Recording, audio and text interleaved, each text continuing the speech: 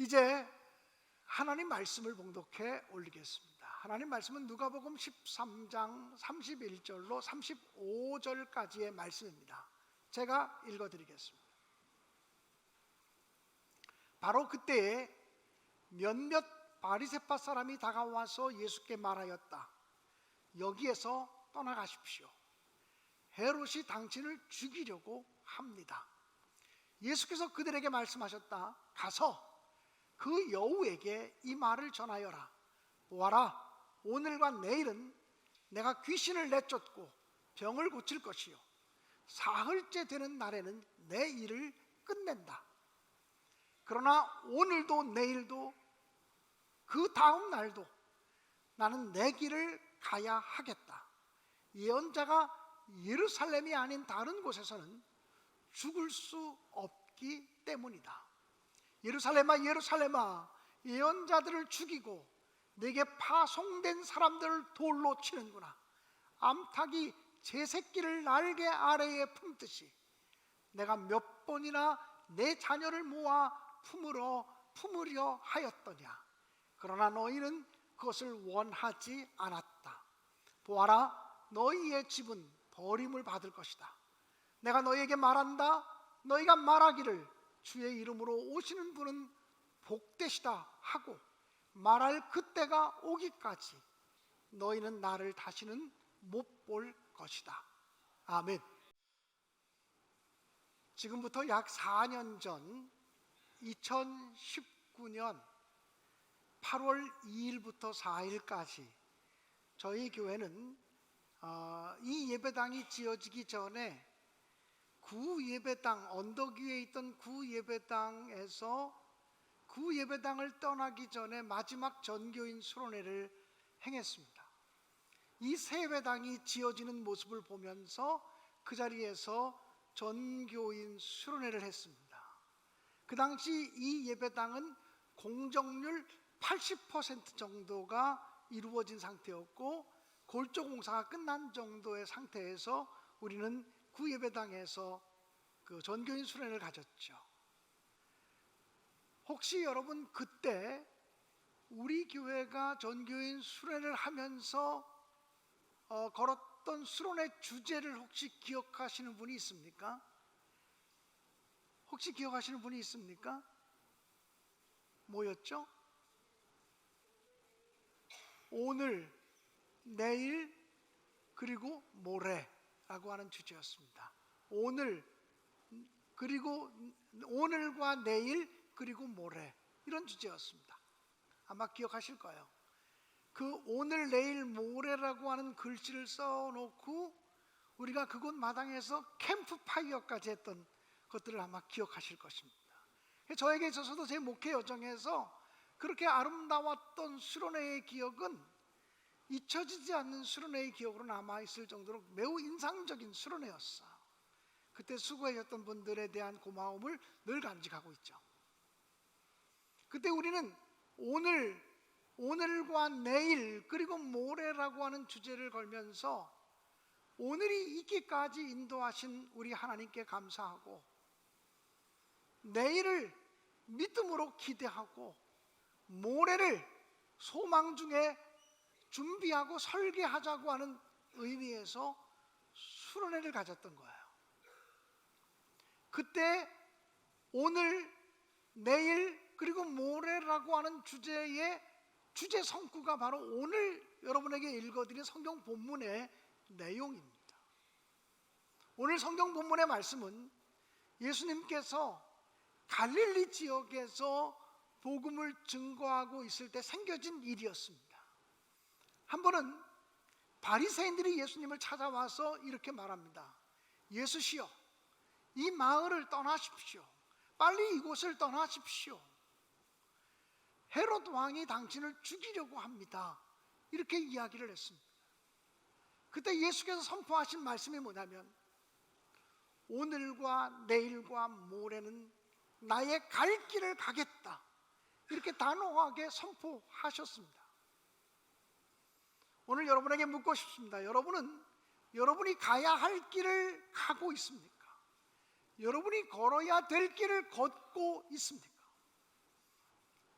내가 가야 할 길을 걷지 못하는 것이 죄요, 내가 걸어가야 될 길을 걷지 못하는 것이 불순종이라는 사실입니다.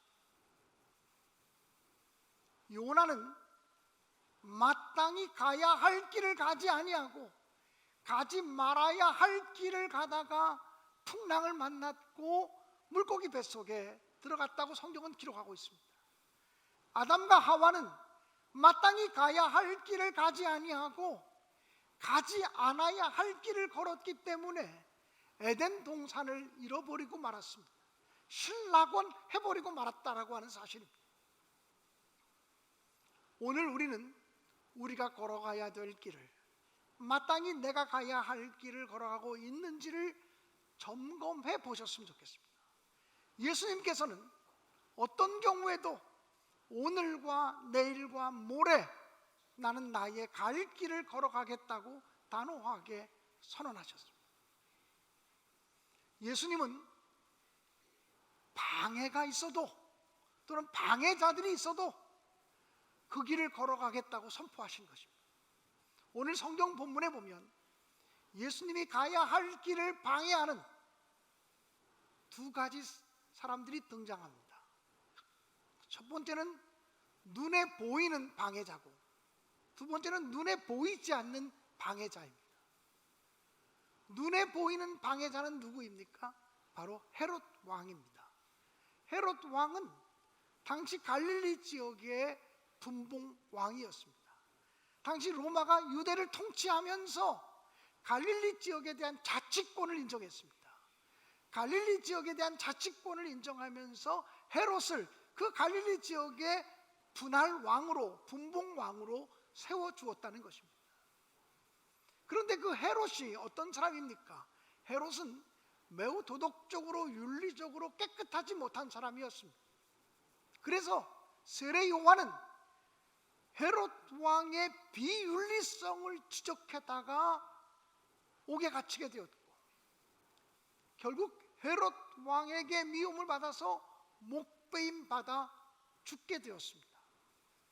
그런데 헤롯 왕의 귀에 이상한 소리가 들려지는 것입니다. 세례 요한이 살아났다. 세례 요한이 살아나서 또 외치기 시작한다. 아니, 자기가 분명히 세례 요한을 붙잡아다가 옥에 가두고 목 베어 죽였는데 세례 요한이 살아났다고 하는 소리가 들리고 있는 것입니다. 누구인가 알아봤더니 그것이 바로 예수였습니다. 세례 요한이 등장하면서 회개하라, 천국이 가까이 왔느니라고 선포했는데 예수란 사람이 나타나서 세례 요한과 똑같이 회개하라, 천국이 가까이 왔느니라 선포하고 있는 것입니다. 그리고 예수님은 세례 요한이 자기가 올 길을 예비한 사람이다. 그리고 나는 세례 요한이 이미 예고한 메시아다라고 선포하고 다니고 있다는 것입니다. 이런 이야기를 들으면서 헤롯 왕의 마음이 매우 불편했을 것입니다. 내가 세례 요한을 죽였는데 세례 요한과 똑같은 메시지를 전하는 사람이 있어? 그러면 그 사람까지 내가 잡아야지, 이런 생각을 했던 것 같습니다. 그래서 바리새인들이 예수님에게 와서 예수님, 여기를 빨리 떠나십시오. 헤롯 왕이 당신을 잡아 죽이려고 합니다라고 말했습니다. 그런데 예수님은 굴하지 않으셨습니다. 눈에 보이는 권력을 가지고 있는 장애물이 등장했지만, 강한 권력을 가지고 자기를 잡을 수도 있고 옥에 가둘 수도 있는 그런 권력자가 당신이 가는 길을 방해하려고 했지만 예수님은 조금도 굴하지 않고 주저하지 않았습니다. 눈에 보이는 방해물에 굴복하지 않았다는 거예요.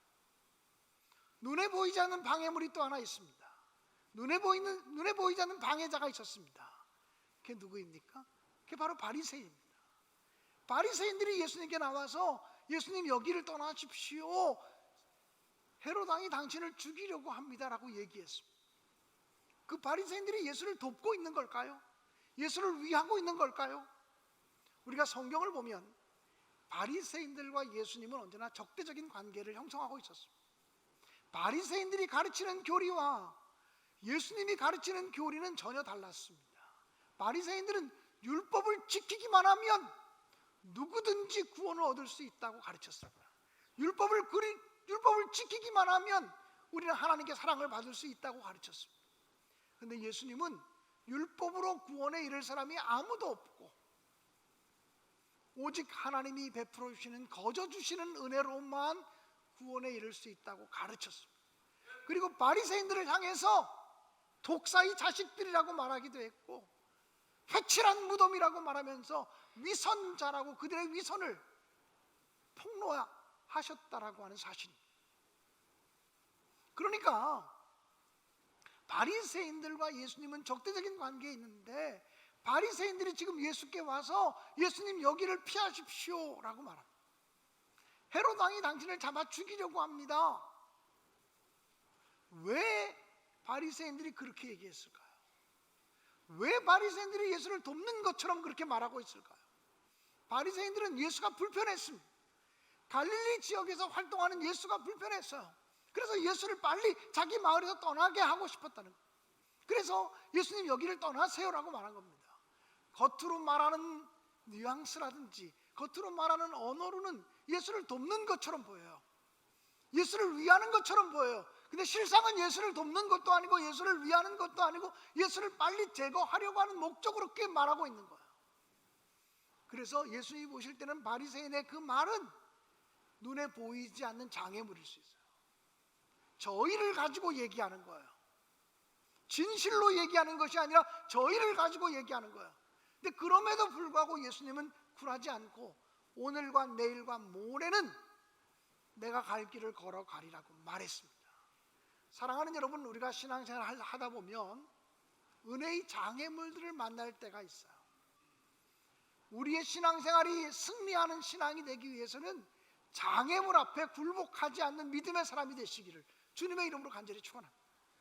우리가 주님의 은혜를 받으려면 은혜의 장애물을 뛰어넘어야 돼요. 은혜의 장애물을 뛰어넘지 못하면 신앙생활하다가 시험에 들고 신앙생활하다가 낙심하고 절망하고 좌절하게 될 때가 얼마나 많은지 몰라요. 내적인 장애물이 등장할 수 있어요. 외적인 장애물이 등장할 수 있어요. 어떤 형태의 장애물이든지 그 장애물을 뛰어넘을 수 있는 믿음의 용기를 갖는 사람들이 되시기를 주님의 이름으로 간절히 축원합니다. 성경에 보면 복음서에 예수 만난 사람들의 이야기가 참으로 많이 기록되어져 있어요. 근데 예수 만난 사람들을 보면 한결같이 장애물을 뛰어넘은 사람들이에요. 12년 동안을 혈루증으로 앓던 그 여인도 내가 예수의 옷자락에만 손을 대어도 내 병이 나을 거라고 하는 믿음이 생겼지만 그 믿음을 가지고 예수께 접근할 때 도저히 예수께 접근할 수가 없어서 너무나 많은 사람들이 예수의 주변에 둘러싸고 있었고 예수를 애워싸 밀면서 가고 있었기 때문에 예수를 만날 때야 만날 수가 없었어요. 외적인 장애물을 만난 거예요. 간신히 뚫고 들어가서 예수의 옷자락을 만지고 나오면서 슬그머니 도망치려고 했어요. 왜냐하면 수치심이라고 하는, 자존심이라고 하는 자기의 내적 장애물이 존재했기 때문이에요. 여러분, 삭개오가, 여리고 마을의 삭개오가 예수를 만나고 싶었는데 키가 작은 것은 그에게 있는 내적 장애물이었어요. 그런데 그가 사람들이 둘러싸서 예수를 볼 수 없는 것은 외적인 장애물이었어요. 여러분 여리고 마을에 소경거지 바디메오가 예수를 만나고 싶었지만 다윗의 자손 예수여 나를 불쌍히 여기소서라고 외쳤지만 그에게는 눈을 보지 못하는, 앞을 보지 못하는 내적인 자기 자신에게 안고 있는 장애물이 있었어요.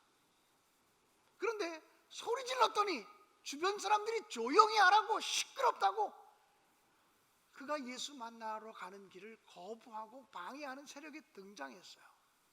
내 소경거지 바디메오가 어떡합니까? 더욱 소리 질러 가로되 다윗의 자손 예수여 나를 불쌍히 여기소서라고 외쳤단 말이에요. 그러니까 우리가 신앙생활하는 데 있어서 내적이고 외적인 장애물들을 뛰어넘지 않으면 은혜를 유지할 수 없어요. 은혜를 계속 받을 수가 없어요. 사랑하는 여러분, 여러분이 신앙생활을 하고 또 여러분이 주님의 일을 감당하다가 이런저런 시험이 오고 역경이 오고 환난이 올 때 내적이고 외적인 장애물, 눈에 보이는 장애물과 눈에 보이지 않는 장애물 다 뛰어넘어서 승리하는 믿음의 사람이 될 수 있기를 주님의 이름으로 축복합니다. 주님께서는 사명 때문에 갈 길을 걸어가신 것입니다. 여러분, 사명이라는 것이 뭘까요? 하나님께서 우리에게 맡기신 일이 사명입니다. 내가 하고 싶은 일이 사명이 아니라, 내가 계획하고 내가 꿈꾸고 내가 이루고 싶은 일이 사명이 아니라 하나님께서 나에게 맡기신 일이 사명이라는 거예요. 여러분, 하나님께서 예수님에게 맡기신 사명이 무엇일까요? 영혼을 구원하는 일이에요. 예수님은 당신이 이 땅에 오신 목적에 대해서 얘기할 때 복음서에서 마가복음 10장 45절에 이렇게 기록하고 있습니다. 인자가 온 것은 섬김을 받으려 함이 아니라 도리어 섬기려 하고 자기 목숨을 많은 사람의 대속물로 주려 함이니라. 주님은 이 땅에 섬김을 받으려고 오신 분이 아니라 도리어 섬기고 자기 목숨을 많은 사람들의 희생제물로 주시기 위해서 오셨다고 말씀하셨어요. 그 주님이 십자가의 길을 걸어가는 데 있어서 방해거리가 등장해도 조금도 주저하지 않으셨다. 사명을 이루어야 되겠기 때문에 방해거리 앞에서 주춤하지 않으셨다는 거예요. 사랑하는 여러분, 하나님께서 내게 명하신 사명을 감당하려면 희생과 헌신이 없이는 불가능하다고 하는 사실을 늘 기억하시기 바랍니다.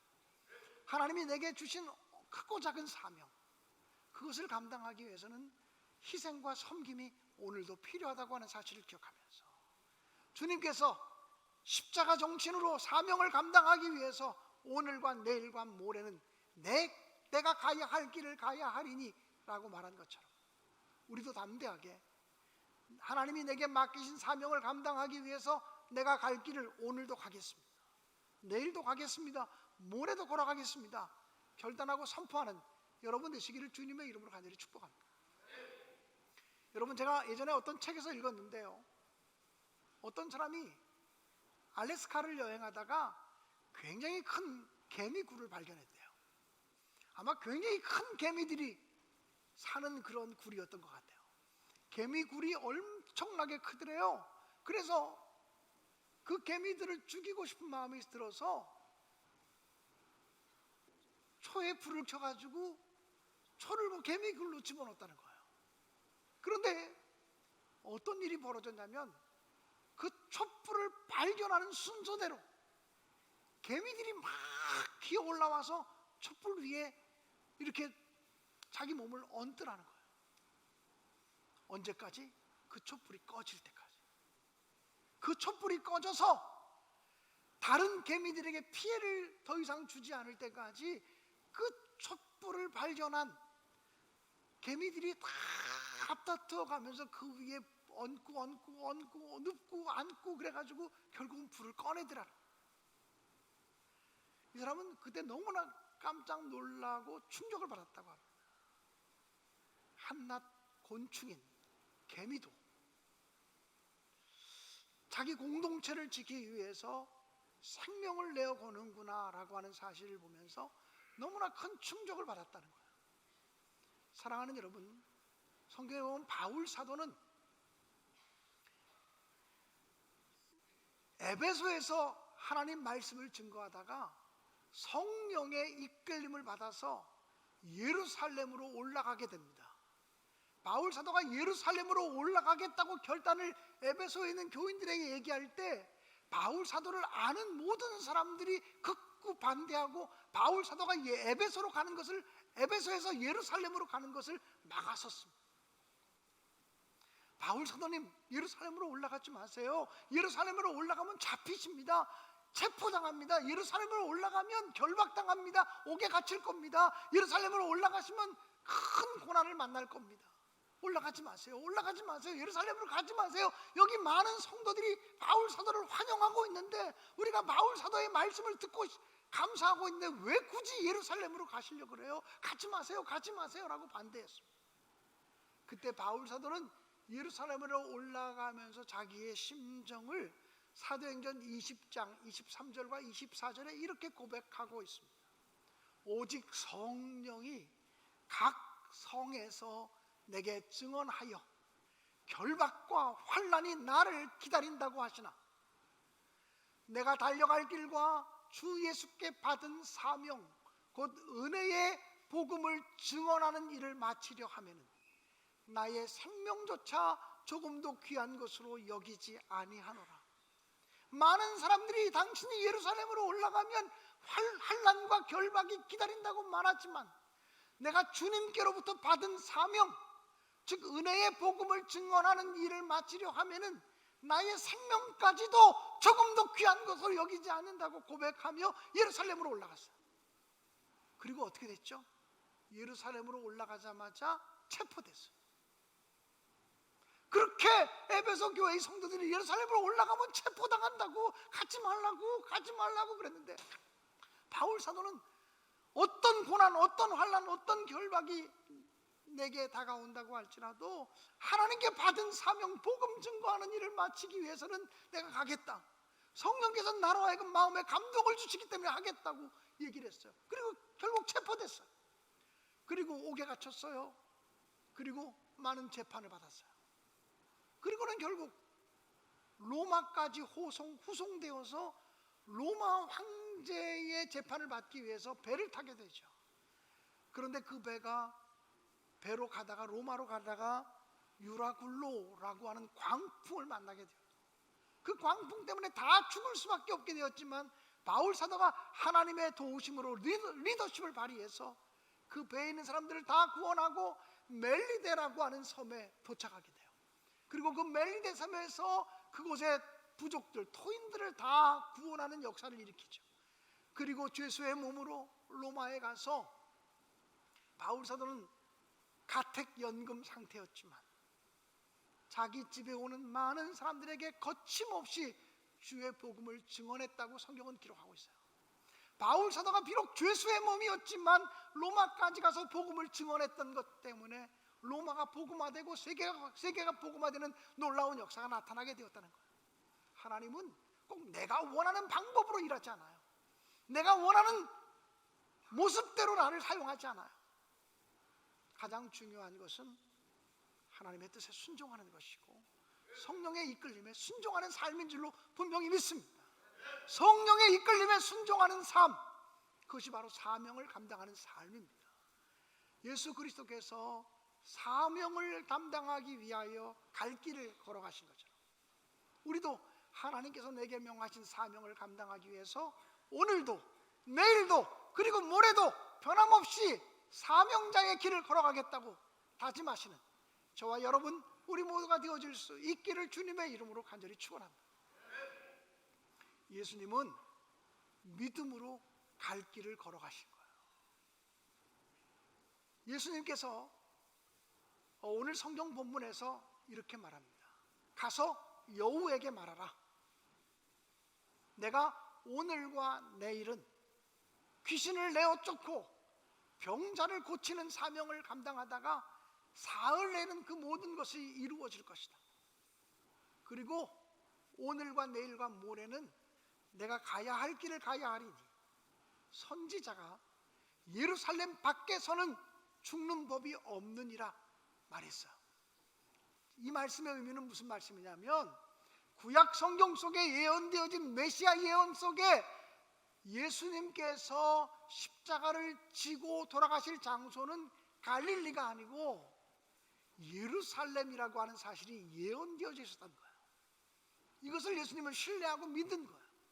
구약의 예언을 온전히 신뢰한 거예요. 말씀을 신뢰하는 거예요. 성경에 예언된 그대로 메시아 예수는 갈릴리에서 죽지 않고 예루살렘에서 그 사명을 감당하고 죽을 것이다. 이 말씀에 대한 신뢰, 말씀에 대한 믿음 때문에 예수님은 오늘도 내일도 모레도 두려움 없이 갈 길을 걸어가셨다라고 하는 말이에요. 사랑하는 여러분, 오늘 우리가 힘들고 어려워도 믿음의 길을 걸어갈 수 있게 하는 힘은 무엇입니까? 그게 바로 하나님의 약속에 대한 신뢰예요. 오늘 시온 성가대, 시온 찬양대의 찬양의 가사 중에 말씀에 대한 신뢰, 약속에 대한 신뢰가 맨 마지막 구절에 나와 있는 걸 봤어요. 얼마나 감사한지 몰라요. 이게 영적으로 교통하고 있는 거라고 하는 생각이 들었어요. 말씀에 대한 신뢰, 하나님의 약속에 대한 신뢰, 이것을 가지고 오늘 믿음의 길을 담대하게 걸어가는 저와 여러분 우리 모두가 되어질 수 있기를 주님의 이름으로 간절히 축원합니다. 여러분 1870년경, 정확하게 말하면 1873년입니다. 시카고에서 사업을 하면서 아내와 세 자녀와 함께 행복한 가정을 누리고 있던 스파포드라고 하는 사람이 있었습니다. 좋은 믿음의 사람이었습니다. 그런데 시카고 대화재가 발생해서 시카고시 전체가 불탄 굉장한 화재 사건이 있었습니다. 그 화재 때문에 자기의 집도 불타게 되었고 자기의 사업체도 다 불타게 되었습니다. 이 일 때문에 자기 아내가 우울해하고 자기의 세 자녀들이 불에 대한, 화재에 대한 공포감에 사로잡혀 있어서 잠깐 동안이라도 자기의 부인과 세 자녀를 유럽에 있는 친구 집에 보내야 되겠다는 생각을 했습니다. 그래서 이 스파포드 씨는 자기의 아내와 세 자녀를 뉴욕항에 가서 배를 태워서, 프랑스 배를 태워가지고 유럽으로 보내게 되었습니다. 그리고는 자기 집으로 돌아왔는데 얼마 지나지 않아서 큰 사건 보도가 뉴스 매체에 실렸습니다.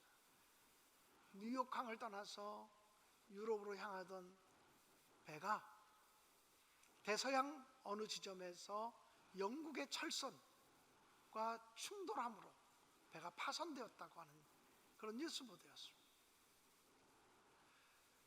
그 당시는 큰 배가 유럽과 미국을 오가던 운송수단이었기 때문에 자기 가족들로부터 연락이 오기 전까지는 정확하게 자기 가족들 가운데 누가 살아남았는지 알 길도 없었습니다. 요즘처럼 이런 뉴스 보도라든지 이렇게 신속하게 이루어지던 시기가 아니었기 때문이에요. 한참을 지나서 자기 아내에게 전보가 왔습니다. 나 홀로 구조되었음 이라고 하는 전보였습니다. 나 홀로 구조되었음. 이 얘기는 무슨 말입니까? 자기의 세 자녀가 물에 빠져서 사고를 당했다라고 하는 절망의 소식 아니겠습니까? 이 스파포드 씨는 자기 아내를 먼저 위로해야 되겠다고 하는 생각 때문에 모든 것을 다 뒤로 제쳐놓고 뉴욕항으로 가서 영국행 여객선을 타고서 유럽으로 향하게 되었습니다. 대서양 어느 지점을 지나갈 때에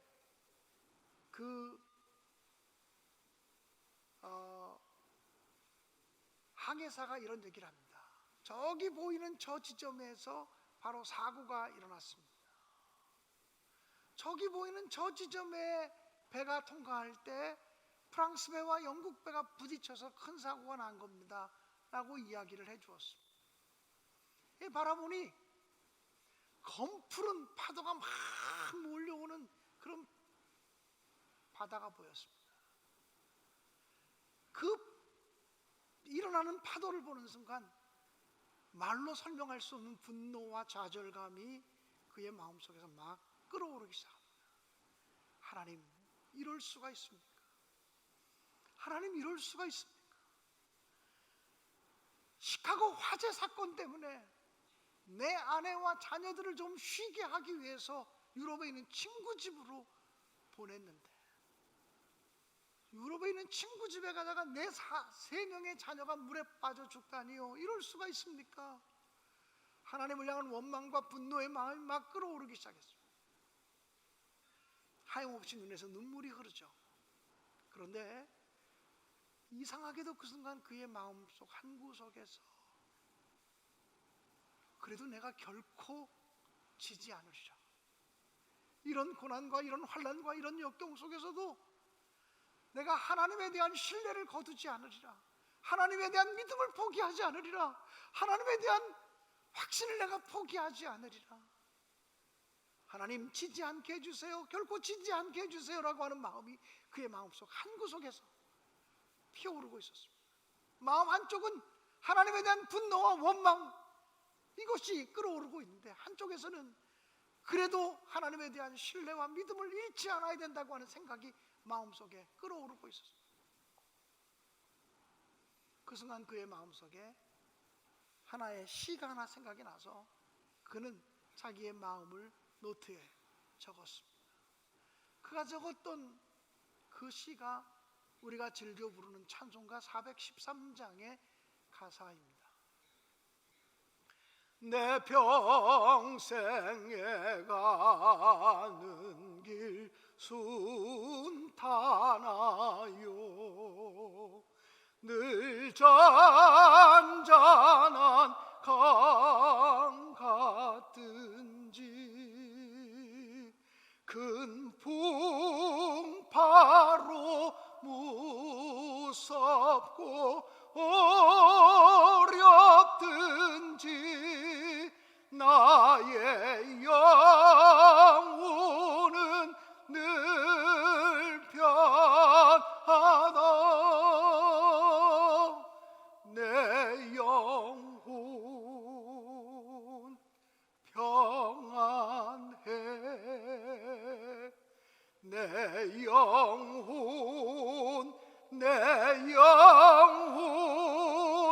평안해. 2절은 이렇게 됩니다.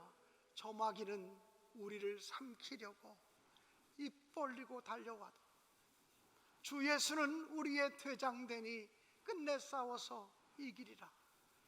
주 예수는 우리의 대장되니 끝내 싸워서 이기리라. 이 스파포드 시는 내가 결코 지지 않으리라, 결코 무릎 꿇지 않으리라, 끝내 싸워서 이기리라 결단하며 시를 썼는데 그 시가 바로 우리가 이렇게 즐겨 부르는 아름다운 결단의 찬송이 되었다라고 하는 사실입니다. 사랑하는 여러분, 믿음이 그런 역사를 일으킬 수 있습니다. 믿음으로 승리하시기를 주님의 이름으로 축복합니다. 믿음 없이는 한순간도 우리가 살아갈 수 없습니다. 우리를 둘러싸고 있는 파도가 얼마나 센지, 우리를 둘러싸고 있는 비바람이 얼마나 센지 우리의 믿음 아니고는 도저히 이겨낼 방법이 없습니다.